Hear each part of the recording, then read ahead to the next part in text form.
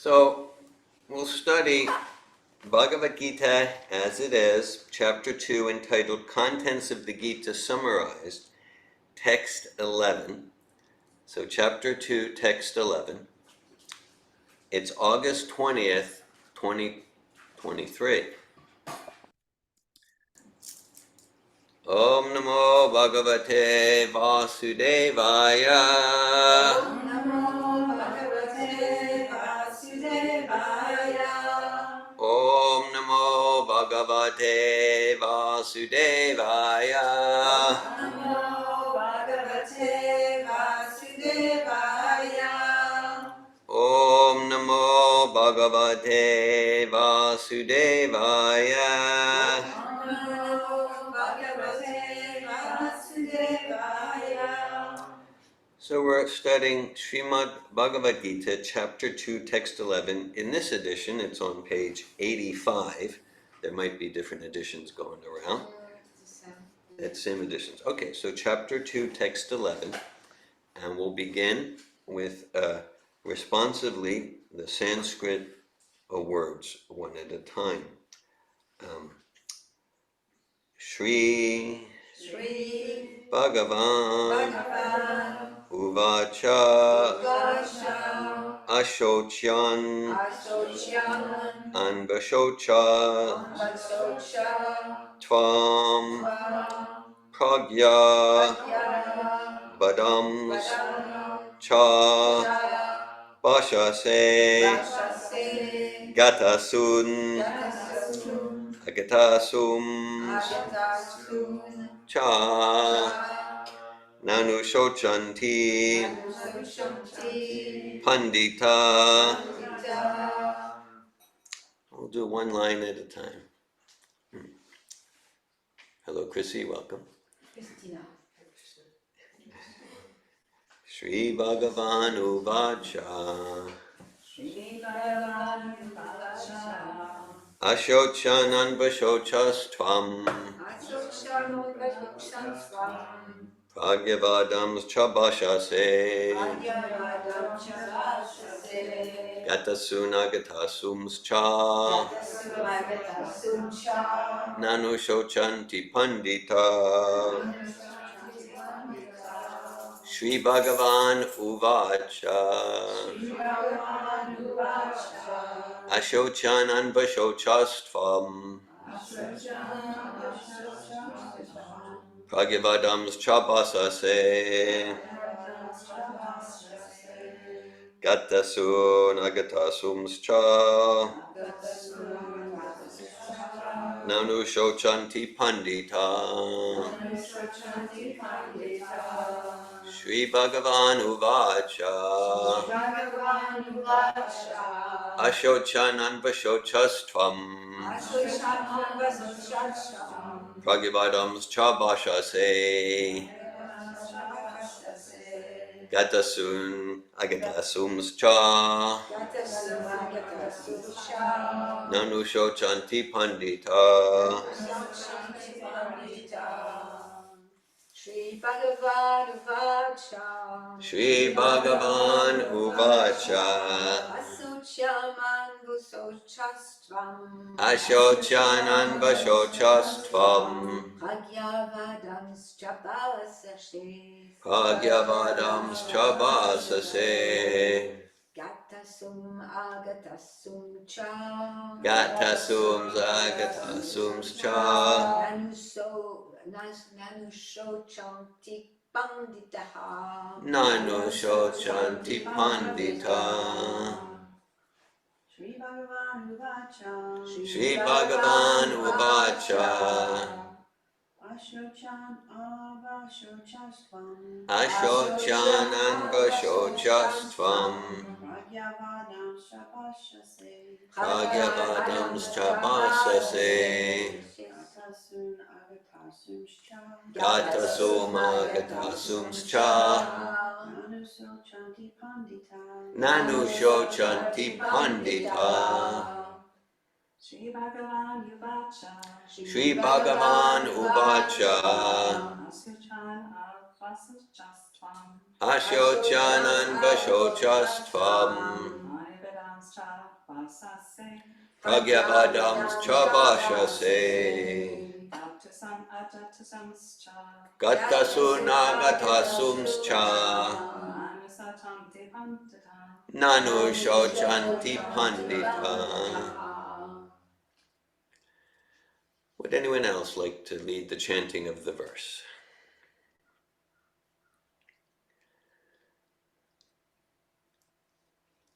Either in person or online.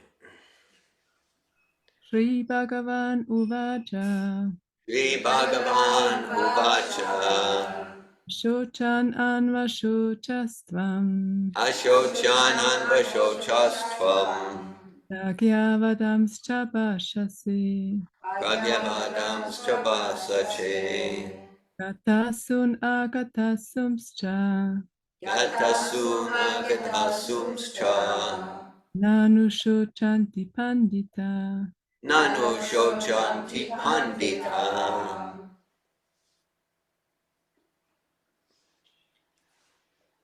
Okay, we'll go to the word meanings. Sri Bhagavan Uvacha. The Supreme Personality of Godhead said, Ashochan, that which is not worthy of lamentation. Anvashocha, you are lamenting. Tvam, you. Pragyavadan, learned talks. Sha, also. Bhashase, speaking. Gata, lost. Asun, life. Agata, not past. Asun, life. Cha, also. Na, never. Anushochanti, lament. Pandita, the learned. Translation. The Blessed Lord said, while speaking learned words, you are mourning for what is not worthy of grief. Those who are wise lament neither for the living nor the dead. Purport by His Divine Grace, A.C. Bhaktivedanta Swami Prabhupada. The Lord at once took the position of the teacher and chastised the student, calling him indirectly a fool. The Lord said, you are talking like a learned man, but you do not know that one who is learned, one who knows what is body and what is soul, does not lament for any stage of the body, neither in the living nor in the dead condition. As it will be explained in later chapters, it will be clear that knowledge means to know matter and spirit and the controller of both. Arjuna argued that religious principles should be given more importance than politics or sociology. But he did not know that knowledge of matter, soul, and the Supreme is even more important than religious formularies. And because he was lacking in that knowledge, he should not have posed himself as a very learned man. As he did not happen to be a very learned man, he was consequently lamenting for something which was unworthy of lamentation. The body is born and is destined to be vanquished today or tomorrow. Therefore, the body is not as important as the soul. One who knows this is actually learned, and for him there is no cause for lamentation, regardless of the condition of the material body. Hare Krishna. And so, before we go on with our discussion, I'll recite a few more mantras to continue to invoke auspiciousness in our association. You can just listen. Some of you are familiar with them. These are mantras found at the beginning of the introduction to Bhagavad Gita, right there on page 1, if you want to follow along.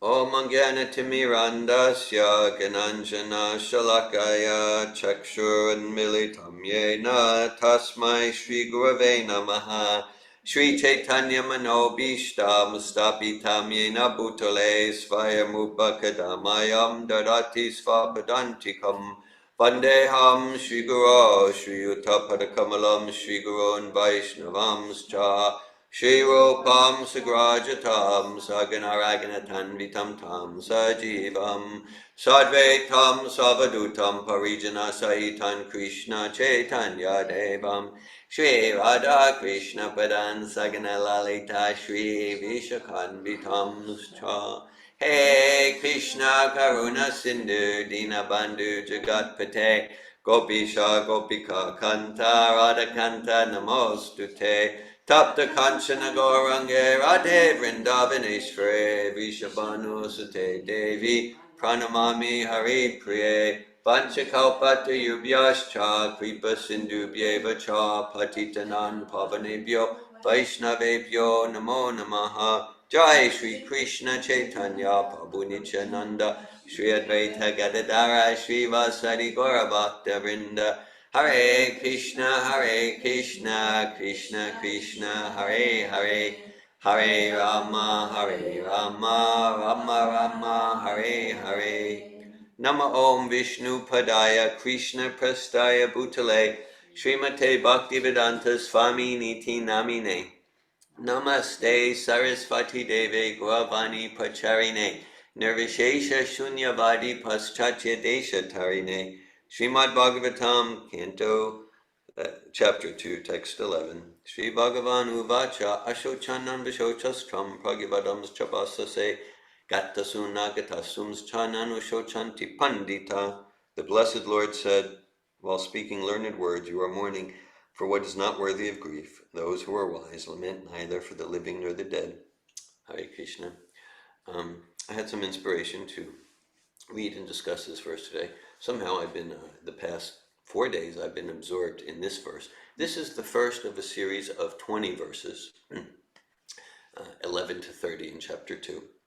It's the first of a series of 20 verses, and where Krishna is explaining to Arjuna very eloquently, in Chaitanya Charitamrita it's described that essential truth spoken concisely is true eloquence.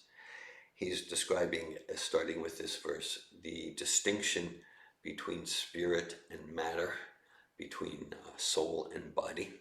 And Prabhupada emphasizes in the purport that that's real knowledge, right? Knowledge as opposed to simply information or data.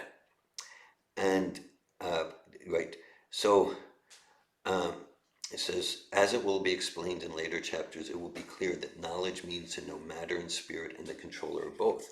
And to the extent that we're ignorant of that, we're going to, to the extent we're ignorant of that, we're going to lament and hanker. We'll be in anxiety and hankering. There's a verse in the 18th chapter, the last chapter.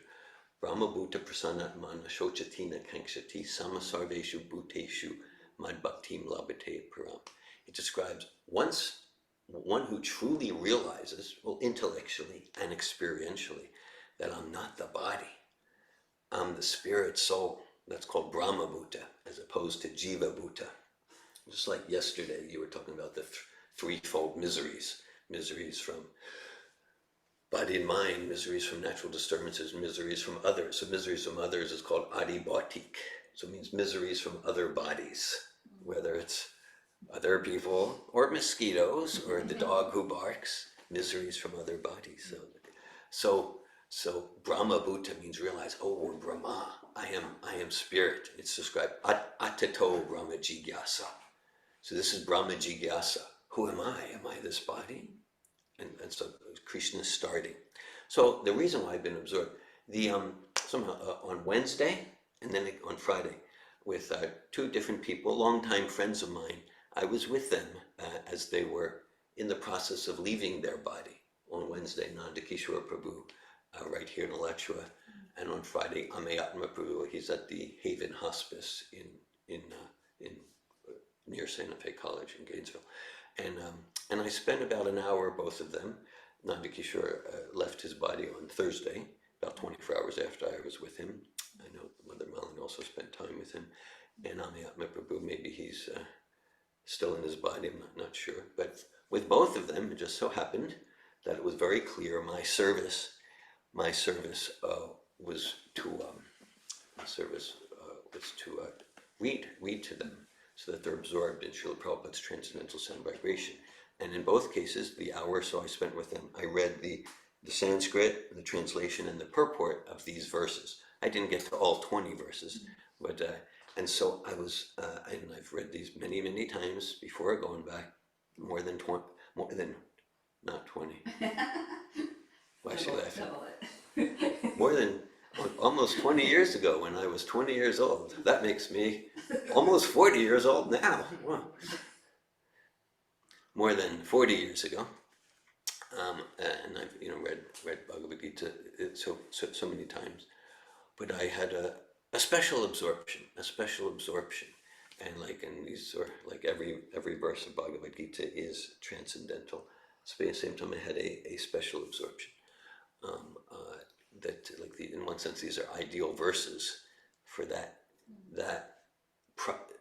juncture of life we call death. The juncture of life we call death.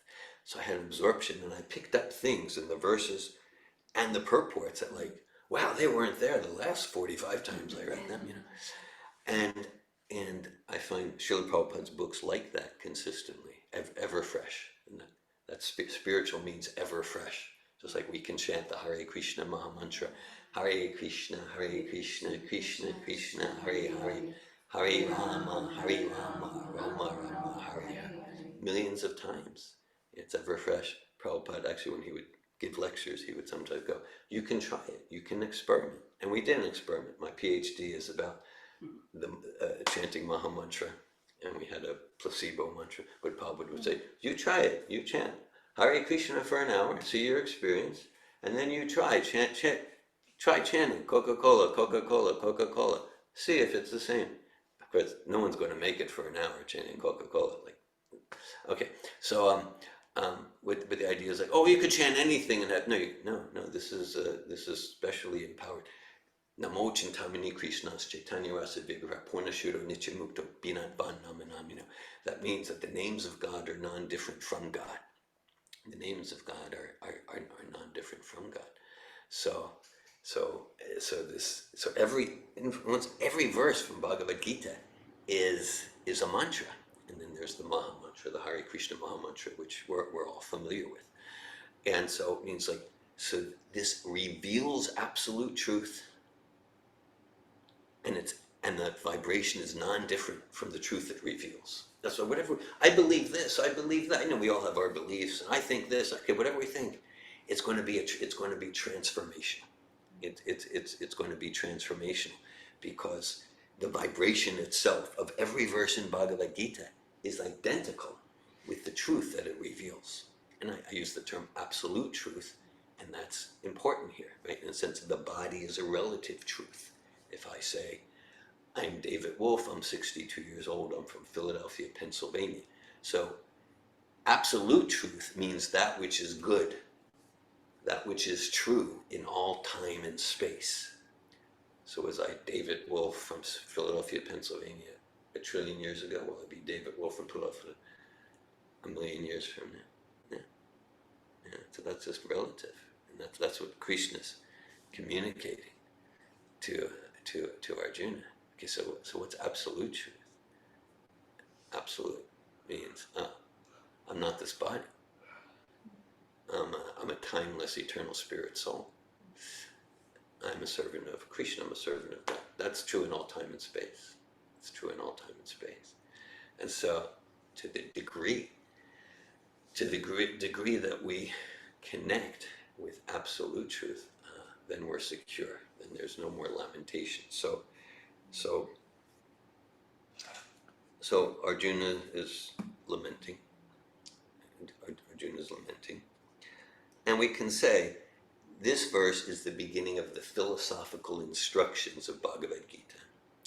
And it's a concise treatise on all essential topics. What is the material energy? What's spiritual energy? What's source? What's time? Starting with the difference between spirit and man. So in one sense, the chapter and a half till now, actually we sometimes tell the story of Professor Michael Gresset, also known as Mahasaumya Das. And he actually, if you read his PhD dissertation from around 2009, he has many paragraphs on his experience in the Safatov seminars, especially the advanced seminar. So Gresset, he's a professor of Sanskrit and religious studies. He was in North Florida at the time. Now he's, I think, in California.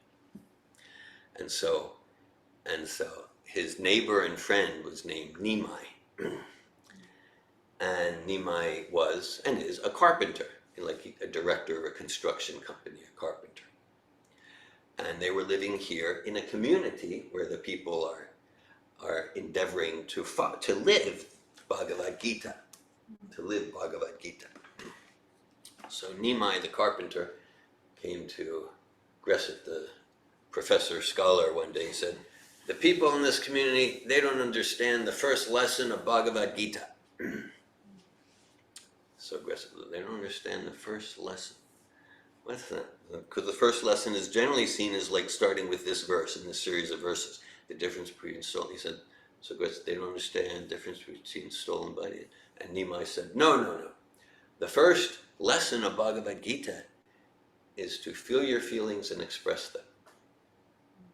Because before this verse, that's what it's all about for a chapter and a half. That's what it's all about for about 50 verses. Arjuna, and if we get the context here, Arjuna is the alpha warrior of the time. And he's there right in the first chapter, and he's describing, he's experiencing all these feelings, thoughts, and physical sensations that are not warrior-like.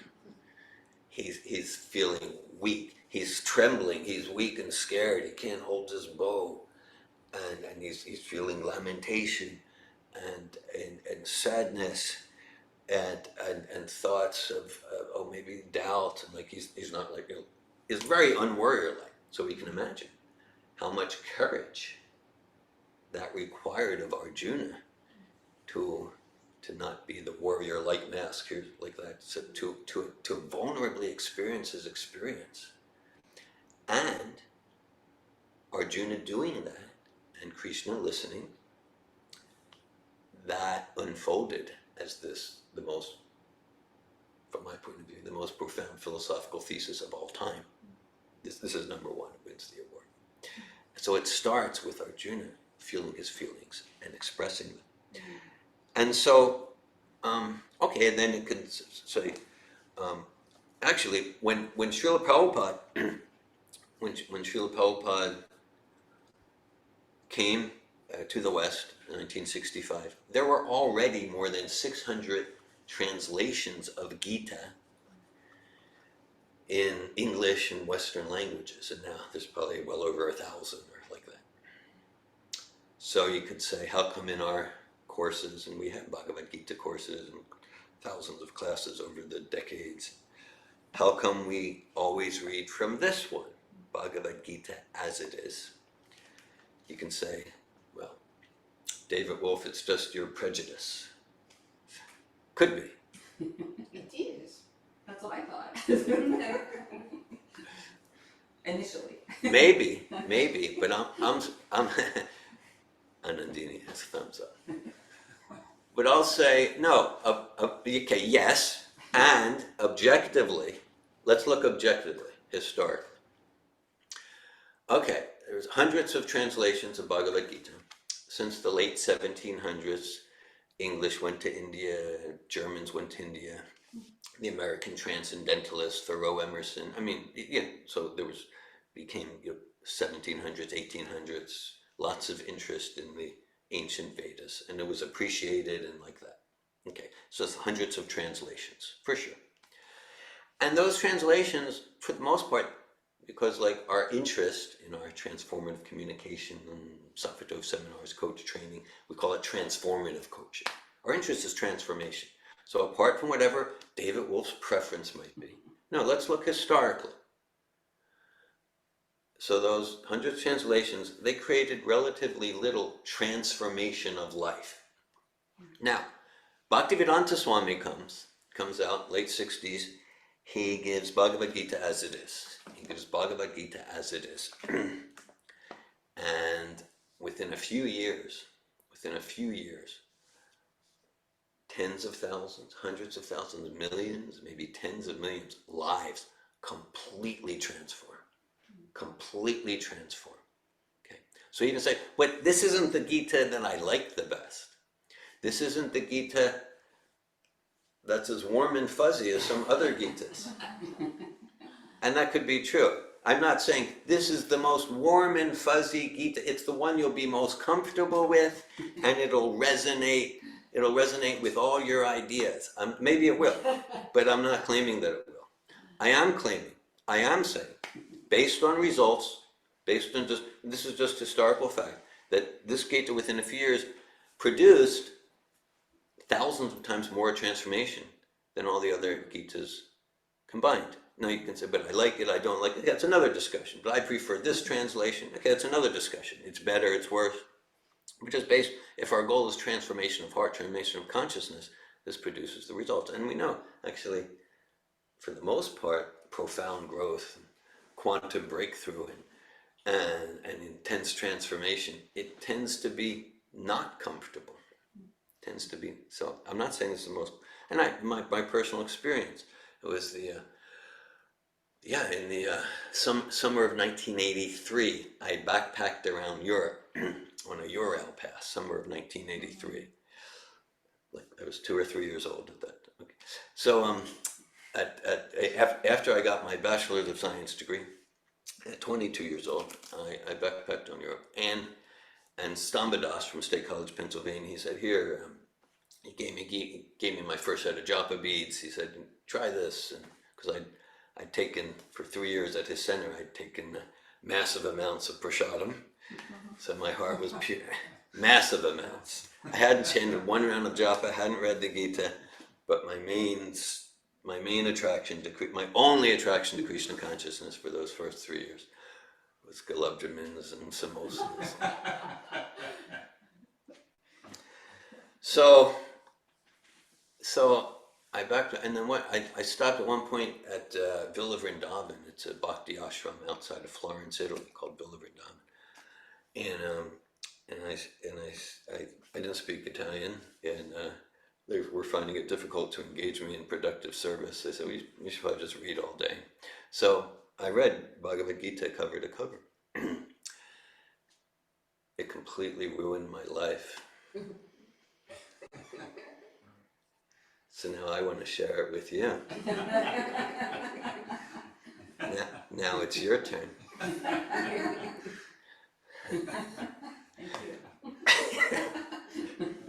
It's what friends do.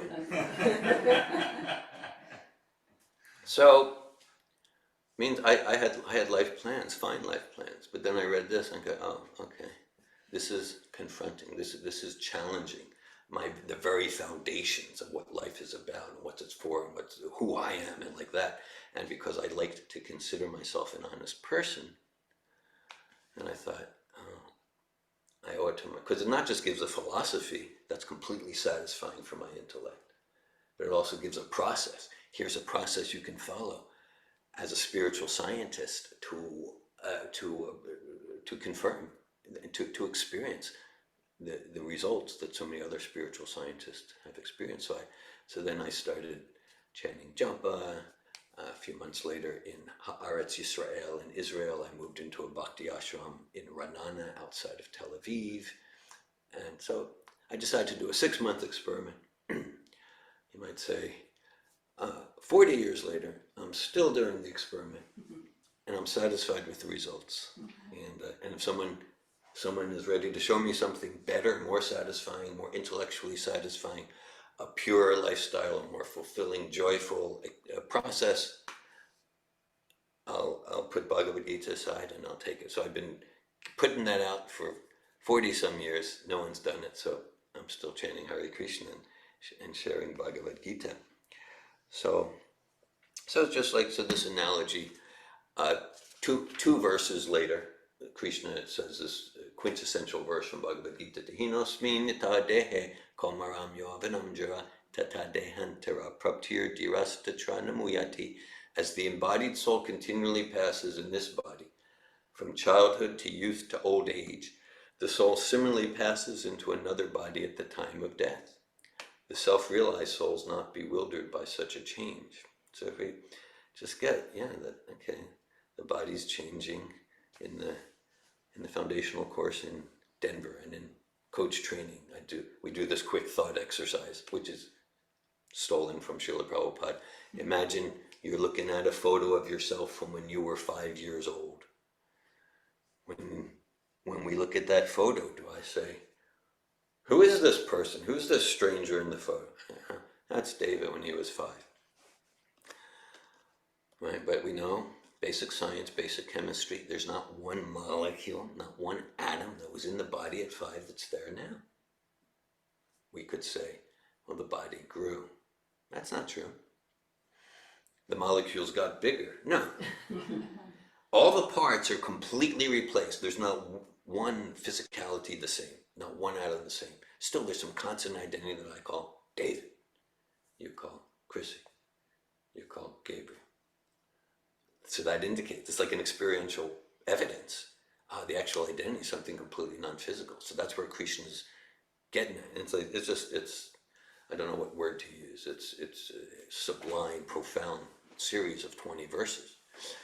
And just realizing a drop is worth more than any other oceans of other types of information or data. So that's what Krishna is saying. Just like, we're not the car, we're the driver of the car. We're not the hardware, the software, the computer. I'm the operator of the computer. So just like, okay, so let's say at some point the car becomes old. We've had different vehicles, different cars in our life, and at some point it's time to sell it, trade it in, and then it'll end up in the junkyard, right? But probably we can hardly even, at least myself, can hardly even remember what kind of car did we have 10 years ago, 30 years ago. It's in the junkyard now. It's in the junkyard.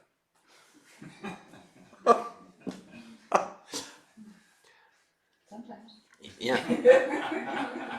Right. Yeah, right. Because let's expand it. So because let's say like if we're driving, and let's say someone comes by and they break a stop sign and a crash. So we might immediately say, I've been hit. Okay. Now a few moments later we were like, well, it's not that I've been hit, but this car I'm in. But for like I am the car, I've been hit.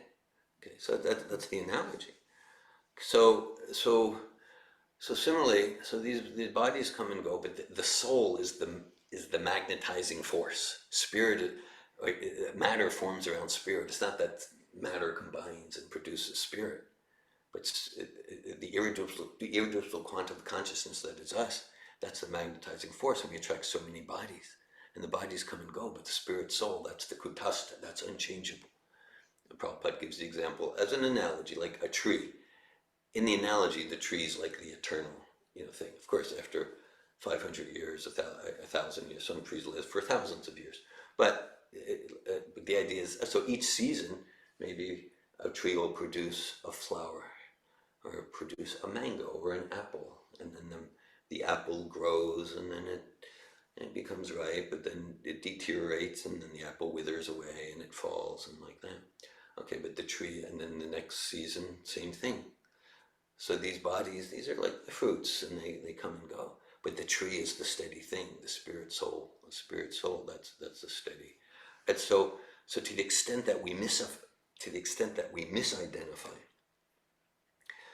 our eternal, timeless spiritual self, it's described later in this series of 20 verses. Nainam chindanti shastrini, nainam dati pavaka, na chainam klidyanyapo, na shoshayati maharuta. And Krishna says the soul can't be burned, can't be slashed by weapons, can't be shot by bullets. It won't be destroyed by a hurricane, won't drown in the ocean. Ascharyavat paschati kashtirenam. He said that Krishna is saying the soul's amazing. He uses that word many times. It's amazing. Okay? That's what it means to be unstoppable. So to the extent that we realize this, who we are as soul, then that's joy, that's freedom from fear, that's security. Right? Because I mean, it's not just like a bravado, like I'm unstoppable, I'm tough. But like as you were emphasizing your class, at any moment, all sorts of catastrophes can happen to the body, and then we've all had our catastrophes, and we'll have more. I was just, I mean, you came all the way here to all this doomsday prophecy. You know what? Don't shoot the messenger. I mean, yeah. I was listening to a class from Prabhupada recently. He said we all have a death sentence. Keep listening; it gets more and more depressing. No, but the body has a death sentence, and it might be later today, and maybe some of us will live for another 80 years or in this body. Of course, in one sense, let's make it more minute. We can say the body has a death sentence, but at some point the body will die. But more morbid than that, the body's already dead. It's already dead. It appears alive because I'm inside. Just like the car, the vehicle, we're driving a Toyota or a Chrysler. Okay, the vehicle appears alive because the driver's inside. Right? Once the driver's not there, then there's no animation. But the vehicle itself, it's dead. It's made of rubber, plastic, metal. So similarly, the body's made of dead stuff. It appears alive because we're inside. Right. So the body always changes, and there's one change of body we call death. Right. And again, I was with some dear friends in recent days reading these verses, starting with this one. And the idea is so Krishna is compassionate. He's compassionate and goes, yeah, don't lament just because the fruit has dried up. Realize who you are, spirit, soul. It's not just like to the extent that we get that. Bayam dvitiya binideshatasya. That's a Bhagavatam verse that says, it's a Bhagavatam verse that says, to the extent that we don't get this, we will be in anxiety. We will be in fear. Because we're eternal beings, and we know that even if we have the pleasures of the body, and it's always some mixture of pleasure and pain for the body. Your class yesterday was emphasizing more pain than pleasure. But that is material happiness. The example is given. Prabhupada gives the example often, like in some olden times, in some empires, maybe still today in some places. To punish a criminal, they would like tie them to a chair and dunk them under water. But before they would drown, they would lift them up. And then some air, and then back underwater, and then back. So that's very hard, very horrible. But the idea, that's the metaphor for material happiness. When the chair is lifted up, I can breathe. This is happiness. So material happiness, it's not happiness. It's relative relief from misery. Like I'm suffering so much and it's not fair, my life's not fair. This is oh, but look at my neighbor. He's doing even worse than me. That's pretty good. Okay. Or I'm suffering less today than last year. Okay. So relief of misery, that's not the true positive happiness of the soul. So Bhagavad Gita, so here this is like the ABC instruction. We're not the body, we're the spirit soul. We're not matter, we're spirit. And then it goes on. Later, this chapter is entitled Contents of the Gita Summarized. Vishaya vinivartate niraharasya dehina rasa varjamasopyasya param drishta nivartate. Rasa varjamasopyasya param drishta nivartate. So that Krishna says, so we can all probably relate, yeah, but I have all these habits that drag me into bodily consciousness. We're not going to do a whole round of sharing here. What are your habits that, we're not going to do that here, but we there's habits that drag us into bodily consciousness, and then more and more misery, and so much material life, outside of genuine spiritual life, outside of Krishna consciousness. It's about trying to numb the pain of the alienation from self. And that's what consumerism is about, numbing the pain of the effects of old age and envy and jealousy and shame and like that. And it is kind of a shameful thing to be we're this amazing glorious spirit soul, kind of like attached to these petty bodily pleasures. It's kind of like embarrassing, humiliating. So, it's so we're going to be insecure to the extent that we're misidentifying the eternal self with temporary body, and we're going to and so to the extent we get the higher taste, as a general principle, we're not going to be able to give up the lower taste. Evam bude prambudvasam subjatmanamatmana jahisha trumahabahu kamarupadarasadam. We're not going to give up a lower taste unless we have a higher taste, even in just material coaching, material addictions counseling, right? It's like, okay, well, I'm going to give up drinking. Okay, oh, well, I did that, but now I'm smoking because I need to be doing something, or so what's going to be the higher taste we're going to replace it with? So if we look at, like, say, an activity, I've had many clients, they've replaced smoking with japa. It involves the tongue, it involves the hand, right? And then you get the higher taste. The example given by Srila Prabhupada, just like if a child's being destructive and mischievous and naughty, so the parent says, just sit in the corner, do nothing, just sit in the corner. So the child can sit in the corner and do nothing. Maybe for 5 seconds, maybe 10 seconds maximum, then it needs to do the destructive thing again. But higher intelligent parenting is like giving the child something constructive that's more fun than the destructive thing, and then the child doesn't even think about the destructive thing. So that's bhakti, that's Krishna consciousness. It's a very world-embracing process. It's not world-rejecting. It's engage the sense of touch, engage the sense of speech in a way that gives the spiritual joy to the soul. Raso varjam raso pyasya, the higher taste, paramjushta nivartate. So this is the art, this is the science it's not about reject the mind. I know back in the early 80s there, I remember I went to some sort of silent meditation approach. This goes back more than 40 years, and I went to one of the classes, and they just empty your mind of all thoughts. And I found, I could empty my mind of all thoughts for like 3 or 4 seconds, and then just like, usually I would think of lunch or, so I got a very active mind, and like, so the mind's going to be active, the soul's going to desire, and that's not a bad thing. So Bhagavad Gita is giving this process of bhakti.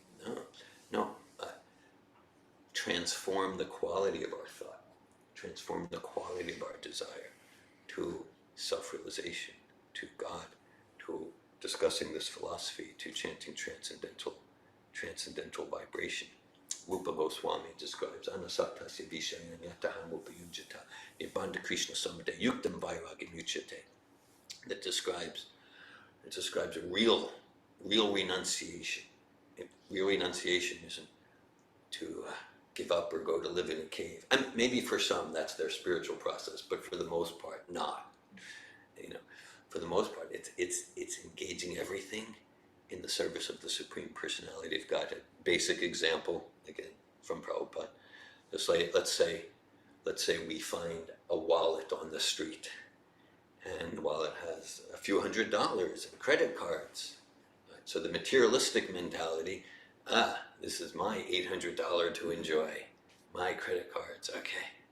That's materialistic mentality. Then let's call it the incomplete renunciation. Incomplete renunciation would be, this is not my wallet, I will not touch it. And there's something more noble there than I'll enjoy the money for myself.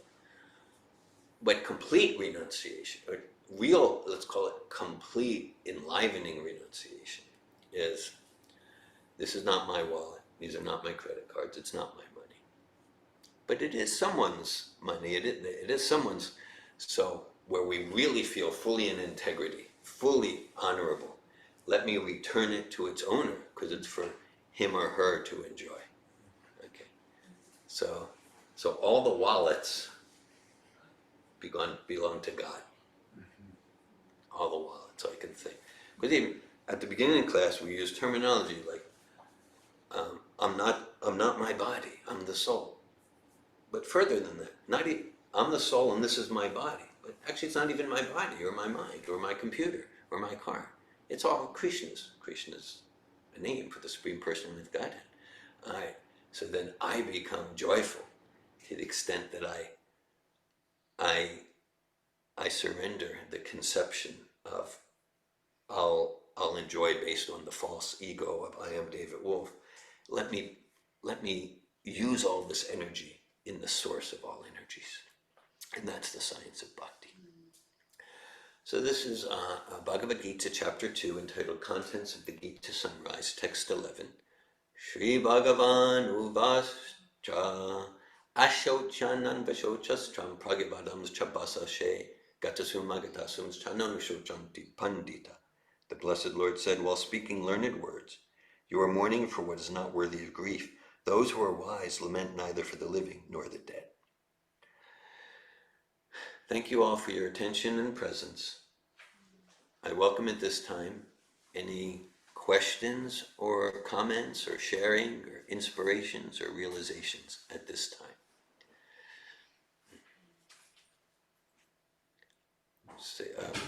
There's another bathroom. If you go to the end, in the room to the right, you'll find another bathroom. This one? Yeah, Okay. there you go. Questions or comments at this time?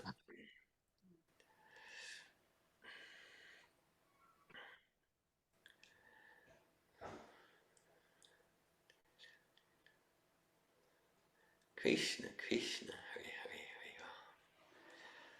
Hare Hare. Anandini. Hare Krishna, thank you for your class. I have an example and a question. So you were speaking about the mind, how, and comparing it to a child, when we engage the child. Yeah. So I have experience of that with school children, Okay. engaging them in a way where they, instead of causing distress for other kids and teachers and everyone, that I gave them a role, a responsibility, where they needed to take care of other kids. Give them responsibility. Yeah. Like shine, and Yes. they really got an experience of, wow, this is a fun and fulfilling way of getting attention. Thanks for that example. Thanks for that very effective example. So I'm trying to translate that back to the mind. Like, will the mind constantly, for the rest of my life, try to distract me from Krishna consciousness, God consciousness? Or can the mind be trained, like in the similar way, it's one example with a little boy where he was so shining, he was getting attention by being caring and responsible and loving to other kids. Can the mind also be trained in such a way that it starts to feel attracted to, to engage in service to God, instead of going away to let's create this, let's control that, let's get this? Thank you, Anandini. I appreciate your sharing, your example from your school teaching experience there in Switzerland. And thanks for your question about the mind. Krishna addresses this quite a lot throughout the Bhagavad Gita, especially chapter 6, right? Arjuna says, Chanchalam himana Krishna pramati balavadrita tasyaham nigraham manye tayor eva suduskram. Arjuna says, Krishna, you're talking about controlling the mind, but the mind is obstinate, stubborn, difficult to control, powerful. It's more difficult than controlling the wind. So Krishna essentially answers your question, like he says, like, yeah, it's difficult. At the same time, it is possible. It is possible. Earlier in chapter 6, 6.6, Krishna says, Bandhorat manas tasya yenam manajita. Anat manas tu shatrutve vartetat meva satruvan.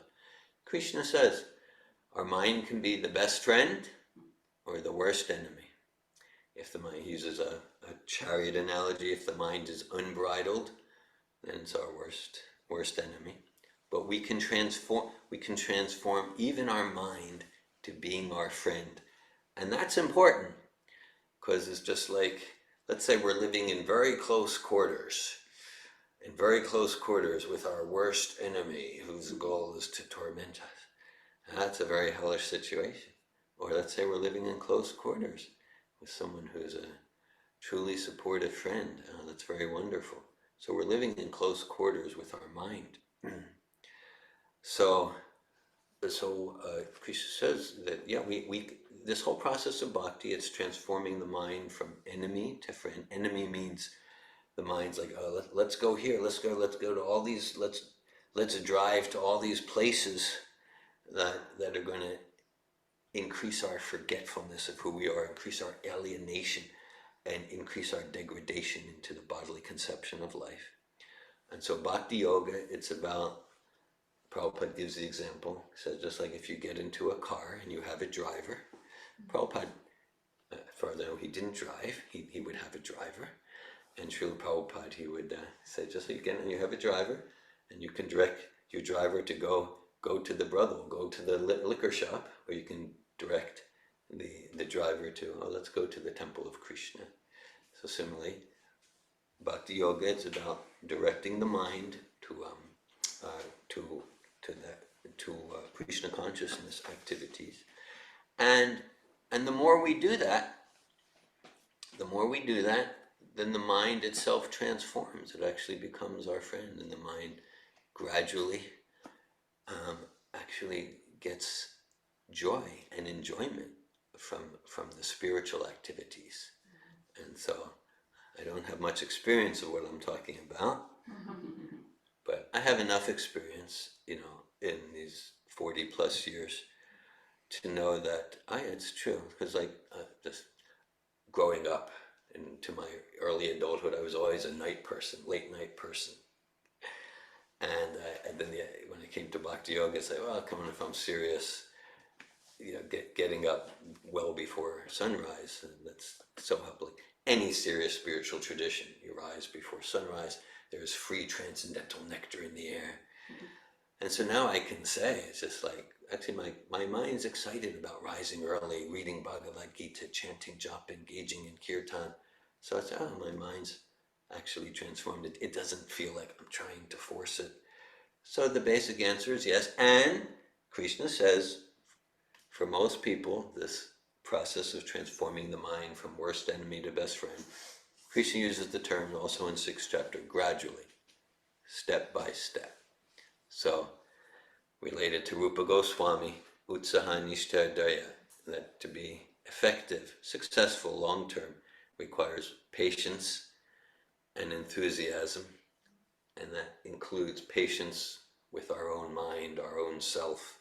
Now, I've been practicing for a few weeks now, but we've conditioned our mind to material absorption probably for trillions of lifetimes. So patience, gradually, step by step, and Krishna says, yes, it is possible with practice and non-attachment. Thank you, Anandini. Daru. Haribol. Hare Krishna. You were telling the story earlier about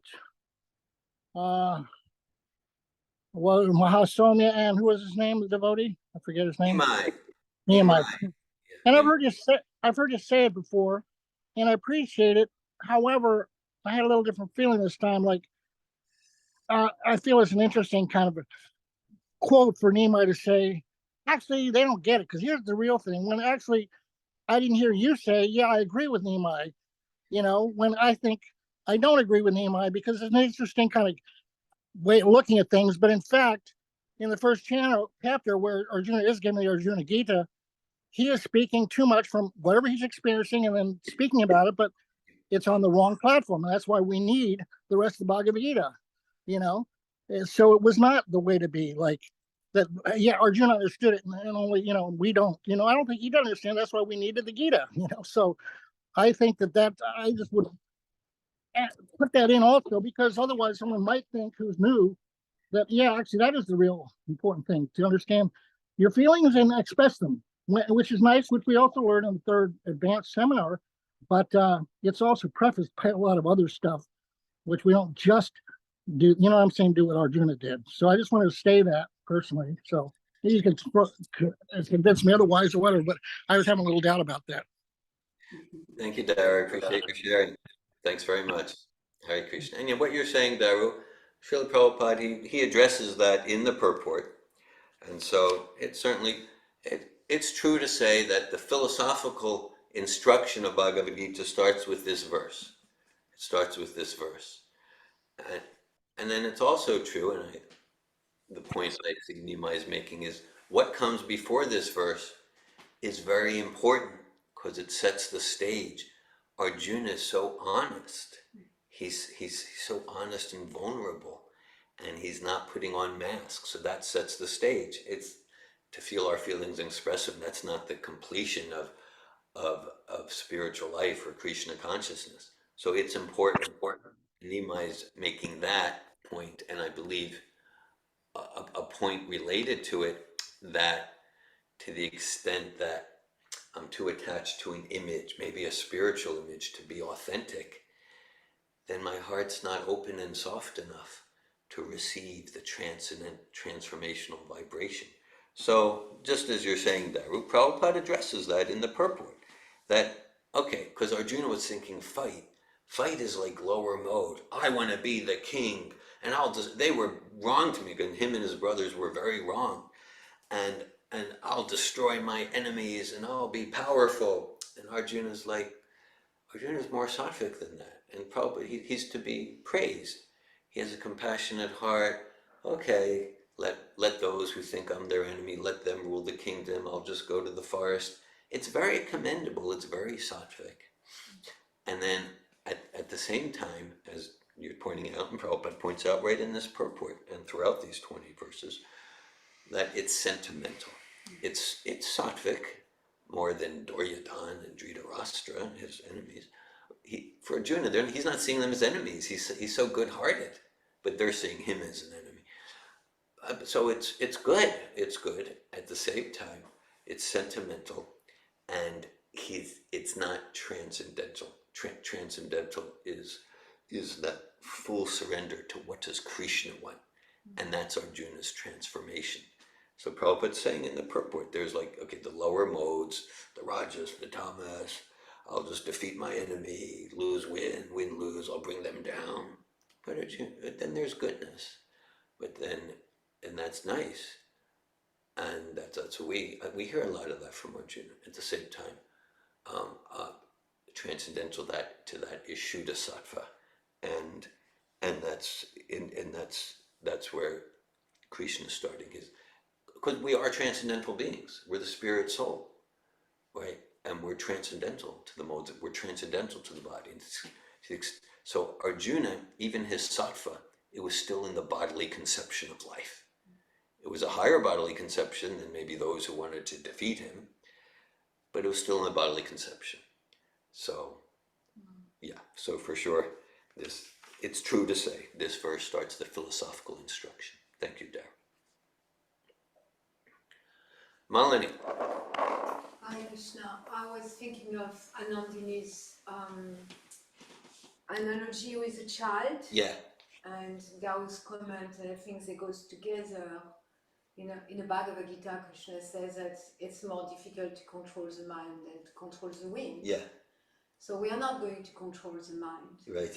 And Srila Rupa Goswami in Upadeshamrita, Nectar of Instruction, he says, reveal one exchange of love between transcendentalists is to reveal the mind in confidence. Yeah.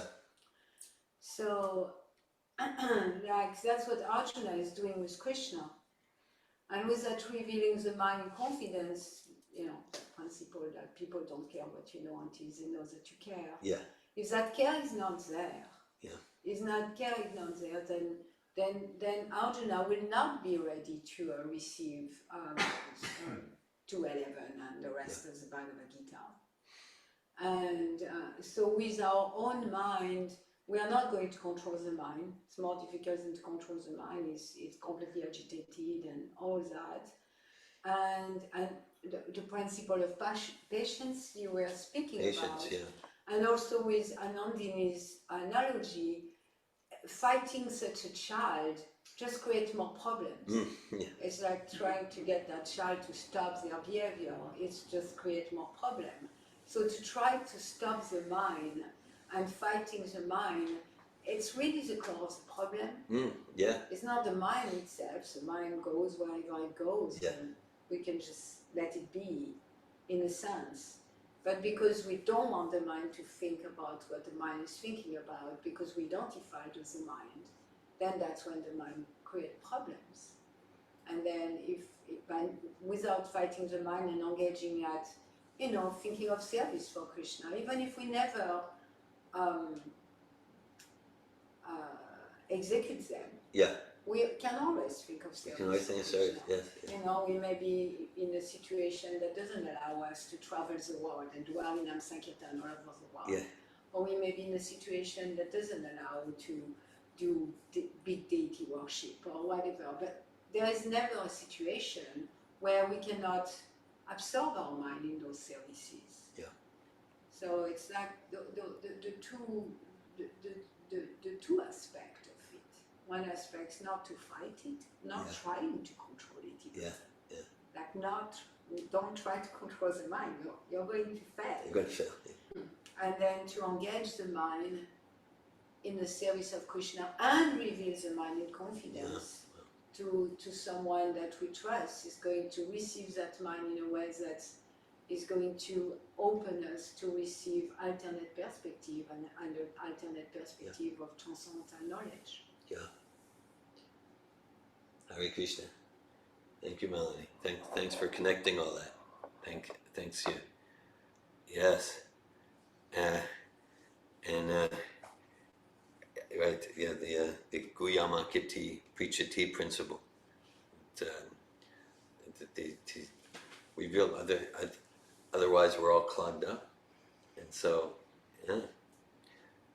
So, this is the first alternate perspective verse, really. I mean, till then, Krishna's listening a lot in silence, and he's with Arjuna in what Arjuna is revealing. And Arjuna feels safe.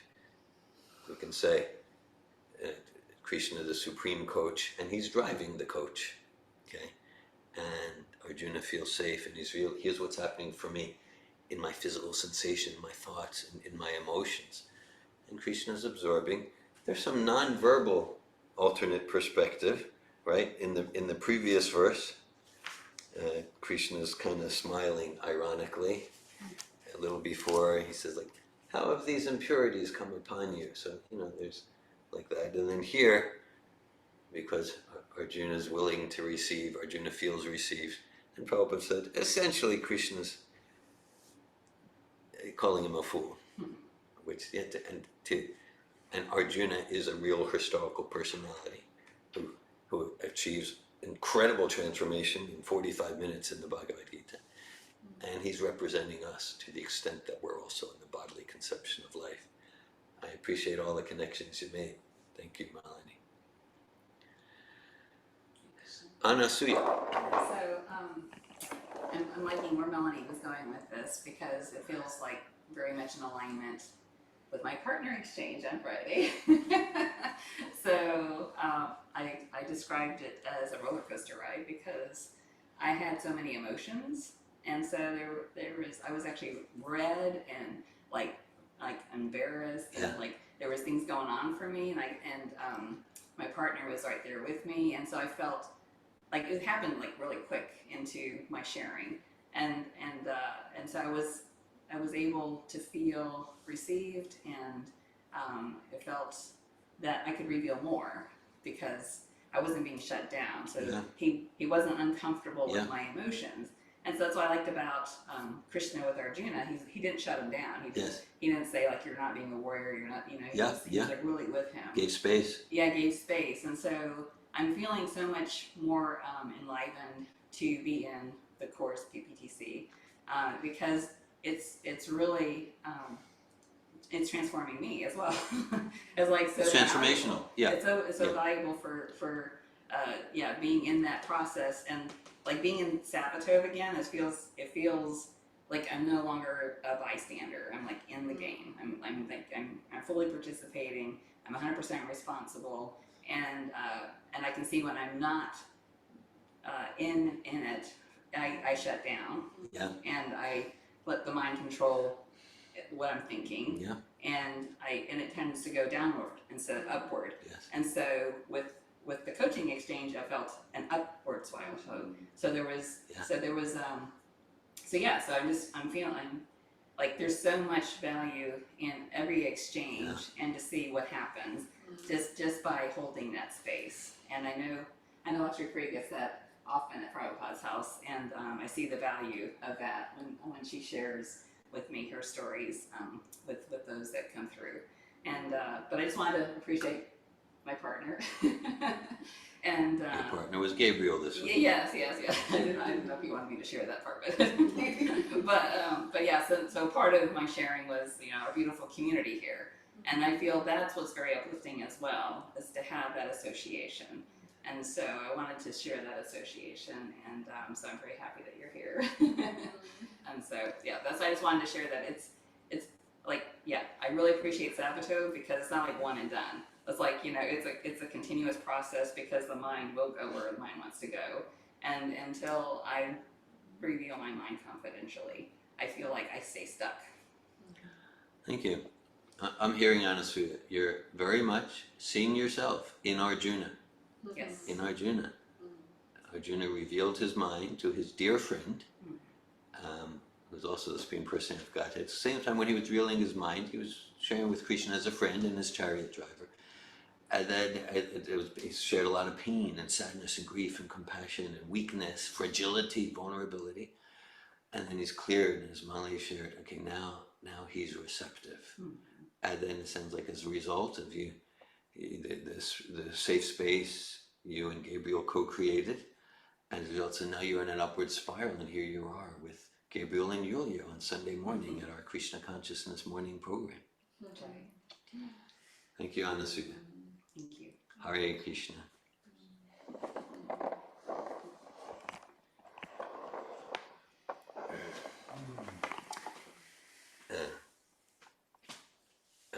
In our closing minutes, any other comments or questions?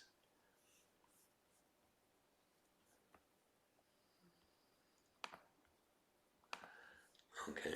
Well, thank you all for your association and your presence and your sincerity for self-realization and bhakti yoga. Bhagavad Gita ki. Srila Prabhupada ki. Hare Krishna.